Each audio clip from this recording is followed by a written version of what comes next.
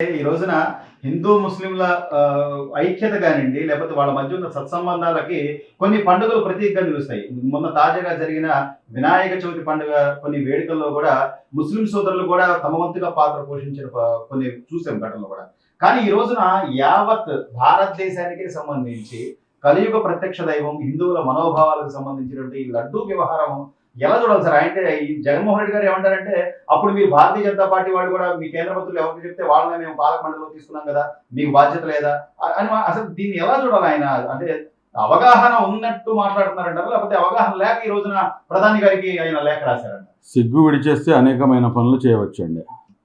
సిగ్గు అనేది ఒకటి ఉంటుంది, మానం మర్యాద అనేది ఒకటి ఉంటుంది. ఎప్పుడైతే సిగ్గు విడిచేసి మానం మర్యాద విడిచిపెట్టేసి సమాజంలో నోటికి వచ్చినట్టు మాట్లాడటం అనేది ఒక గత ప్రభుత్వంలో అది ఆనవాయితీగా తయారైంది. కానీ మీరు ఇక్కడ ఒక్క విషయం నేను ఒక ముస్లింగా మనస్ఫూర్తిగా చెప్తున్నానండి. ఏదైతే ఈ సంఘటన ఏదైతే జరిగిందో లడ్డు వ్యవహారం, దీన్ని తీవ్రంగా మైనార్టీ హక్కుల పరిరక్షణ సమితి పూర్తిగా ఖండిస్తుంది. ఎందుకంటే మనోభావాలు ఎవరివైనా కానీ మనోభావాలు, దాన్ని మనం ఇక్కడ గుర్తించాల్సినటువంటి అవసరం ఉంది.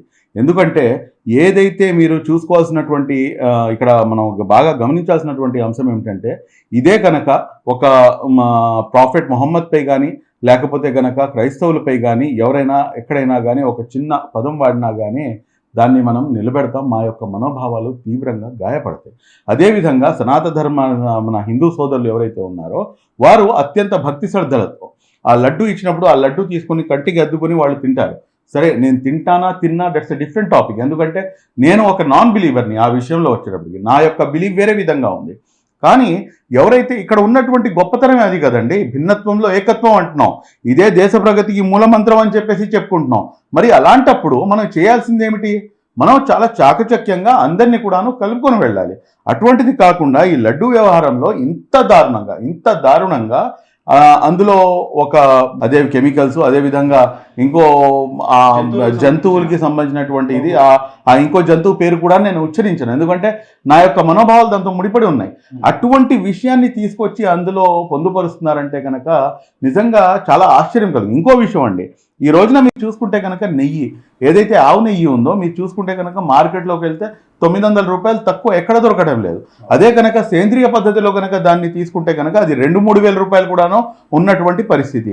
కానీ కేవలం 319 రూపాయలు 320 రూపాయలకి ఎవరండి మీకు ఆవు నెయ్యి ఇచ్చేది? ఆవు నెయ్యి ఎవరు ఇస్తారు మీకు? ఎంత కల్తీ లేకపోతే దాంట్లో అది మినిమం కామన్ సెన్స్ క్వశ్చన్ అది. ఈ రోజున మా యొక్క హిందూ సోదరుల యొక్క ఏదైతే మనోభావాలు దెబ్బతిన్నాయో, మేము ముస్లింలుగా మేమందరం కూడా ఈ రాష్ట్రంలో ఉన్నటువంటి ప్రతి హిందూ సోదరుడికి బాసటగా నిలుస్తున్నాము. ఖచ్చితంగా ఇటువంటి దుశ్చర్యలకు పాల్పడినటువంటి ఏదైతే టీటీడీ దేవస్థానానికి సంబంధించినటువంటి ఎవరైతే వారు ఉన్నారో వారిపై కాదు చర్యలు తీసుకోవాల్సింది. ఈ రాష్ట్రానికి పెద్ద దిక్కుగా అన్య మతాలను ఎక్కువగా తీసుకొచ్చి దానికి చైర్మన్లుగా చేసినటువంటి వ్యక్తి ఎవరైతే ఉన్నారో అతనిపై చర్యలు తీసుకోవాల్సినటువంటి అవసరం ఉంది. నేను చాలా సూటిగా స్పష్టంగా అడుగుతున్నాను, ఒక ముస్లింకి మందిర్ కమిటీలో ఏంటండి పని? అదేవిధంగా ఒక హైందవుడికి వక్ఫ్ బోర్డులో ఏంటండి పని? అవసరం లేదు కదా. మీరు మీ మతాన్ని మీరు గౌరవించండి, మా మతాన్ని మేము గౌరవించుకుంటాము, మేము మిమ్మల్ని గౌరవిస్తున్నాము, మీరు మమ్మల్ని గౌరవించడం, ఇది సెక్యులరిజం అంటే. అంతేగాని మీ యొక్క గుడికి సంబంధించినటువంటి వ్యవహారాల్లో ఒక ముస్లిం జోక్యం చేసుకోవడం ఎంతవరకు తప్పో, అదేవిధంగా వక్ఫ్ బోర్డు వ్యవహారాల్లో లేకపోతే మసీదు వ్యవహారాల్లో ఒక హిందువుని తీసుకొచ్చి మీరు దీన్ని టేక్ కేర్గా ఉండండి అని చెప్పడం కూడాను అంతే తప్పు.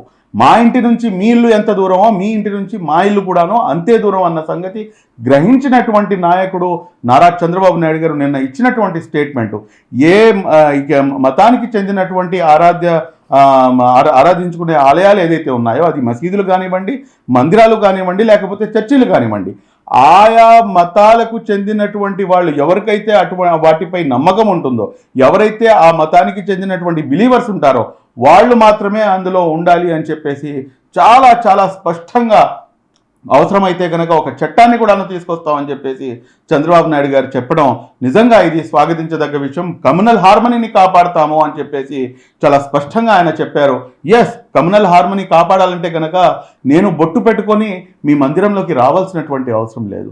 కమ్యూనల్ హార్మనీని కాపాడాలంటే కనుక మీరు టోపీ పెట్టుకొని జుబ్బా పెట్టుకొని గడ్డం వదిలి నా మసీదుకి రావాల్సినటువంటి అవసరం లేదు.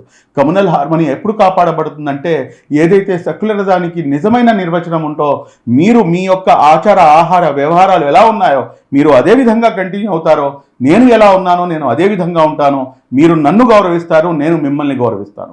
ఇది సెక్యులరిజానికి నిజమైన నిర్వచనం. కానీ సార్ అంటే ఇప్పుడు కొంతమంది ఏంటంటే వైసీపీ నాయకులు గతంలో చైర్మన్ గా ఉన్న వాళ్ళు కానీ ఏదో మేము హారతలు ఇచ్చి లేకపోతే ప్రమాణం చేస్తే దాని నుంచి తప్పించుకోవచ్చు, లేదా పొన్నవోలు సుధాకర్ గారు లాంటి ఒక అడ్వకేట్ ఆయన నిన్న వచ్చి మాట్లాడతారు, అసలు వాటికి సంబంధించిన ఫ్యాట్ ఆయిల్ దాదాపు 14 చాలా ఎక్కువ రేట్ ఉంటుంది, ఆ ధరతో కలిపి ఈ 320 రూపాయల ఆయిల్ కలుపుతారా అని మాట్లాడతారు. నేను మీకు స్టార్టింగ్లోనే చెప్పాను, సిగ్గు శరం మానం మర్యాద ఇవన్నీ వదిలేస్తున్న వాళ్ళే వైసీపీలో కొనసాగగలరు. వైసీపీ యొక్క చాలా గ్రేట్ థింగ్ ఏంటంటే ఇవన్నీ ఏం పట్టవు అనమాట. ఇవన్నీ తీసి పక్కన పెట్టేసి సింపుల్గా రావటం, నోటికి వచ్చినట్టు బురద చల్లటం.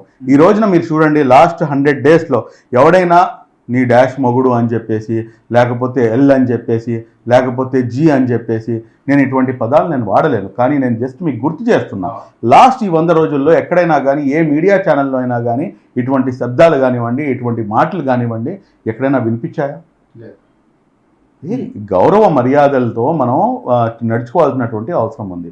మీరు ఖచ్చితంగా మీకు ఏమైనా పాయింట్ ఉంటే కనుక మీ పాయింట్ని మీరు పెట్టవచ్చు, కానీ నోటికి వచ్చినట్టుగా ఎంత వస్తే అంత మాట్లాడటం అనేది సభ్య సమాజం దాన్ని అంగీకరించదు.